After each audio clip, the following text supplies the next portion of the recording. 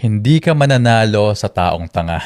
Ito yung madalas sabihin ng lolo ko noon. Never kang makikipagtalo sa taong tanga. Degree. At bata pa lang ako, lagi ko nang naririnig yan sa kanya. Hindi ko siya gets dati kasi gusto ko lagi i-explain yung side ko.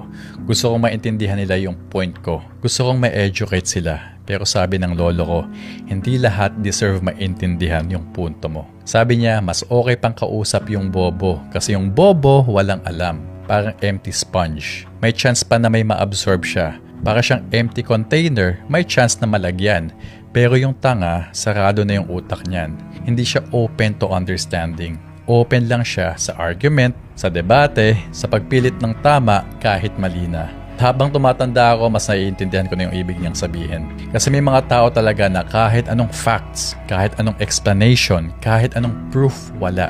Committed sila sa sarili nilang paniniwala. Hindi sila naghahanap ng katotohanan. Naghahanap sila ng panalo. Kaya minsan, the smartest thing you can do is stop explaining yourself.